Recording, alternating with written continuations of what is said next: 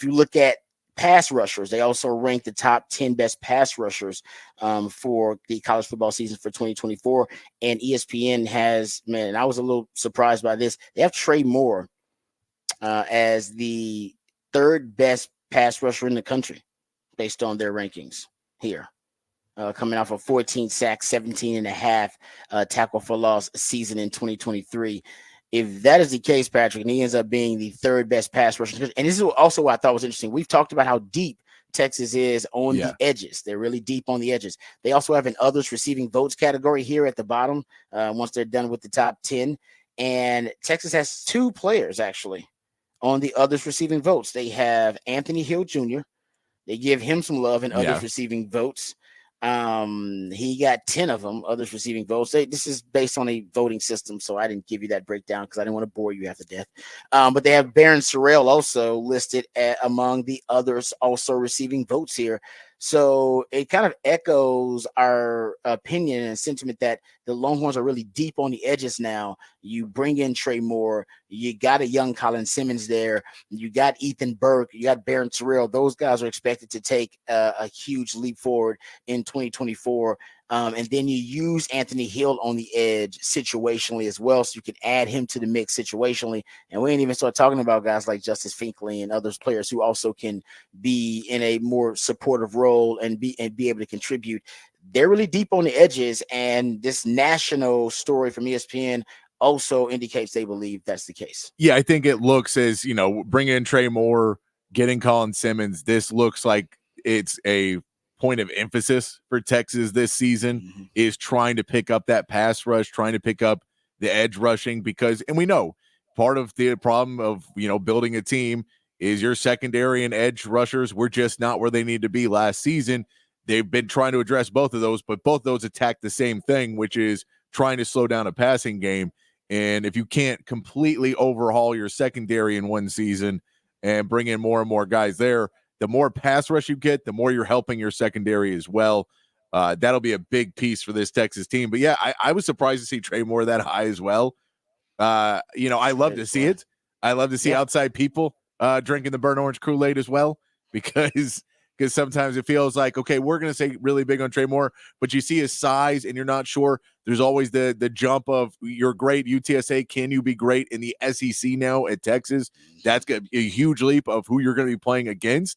But I think when you add in the factors of how many other pieces are going to be on that D-line and how many other things you have to now watch out for, that it could help Trey Moore more, that he is going to be part of a unit that he is not the main threat, or even if he is the main threat, there's so many other threats around him that you cannot double team him as much as you'd like to. And I think you're especially see early in the season, most of these SEC teams are not going to try and double team on him until he proves at the SEC level that he can go and attack the quarterback on one-on-one. Yeah. No, I agree with that. And that means he's going to be able to get some easy. Well, honestly, if you're watching film on him, even going back to his time at UTSA, and maybe you're going to see if he can prove it at the next level, at a higher level. But man, he's a natural pass rusher. He's got natural bend, his BGO, his first step are elite. And he doesn't look like the rest of the Texas defensive ends, because the edges from Texas, you can tell they're recruiting length. They got certain body types. Look at Ethan Burke. Look at Colton Vasek, Colin Simmons. They got certain body types they're recruiting now at those defensive ends, those edges. But man, he's the best natural pass rusher probably on campus right now. He and Anthony Hill. Yeah. And that's why they mentioned Harold Perkins in that article too for ESPN. That's one of the better edge defenders. I think he's like 6 or 7 on that list. And Anthony Hill and he are very similar. And Texas is going to have a similar conundrum, a similar, really a riddle to solve, which is how do you utilize a guy that versatile? Do you leave him in one spot, let him master one position and then move him around? Or do you start to move him around early, just let him learn multiple spots? And then based on the matchup, based on situations, you decide exactly how you want to weaponize him from down to down. I think that's the way you probably should go.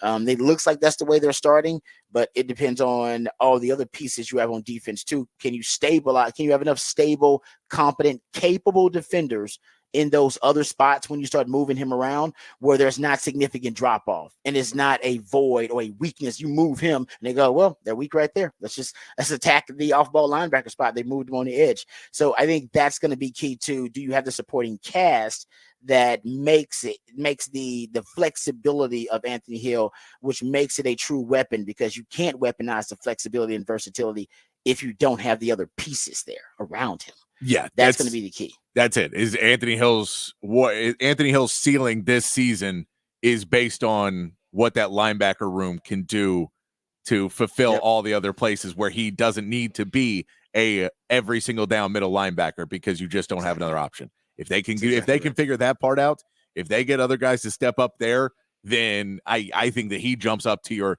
number one most dangerous pass rusher over Trey Moore. But that's if the team can fill the hole at linebacker and every other spot. Yep, totally agree with you. That's exactly right.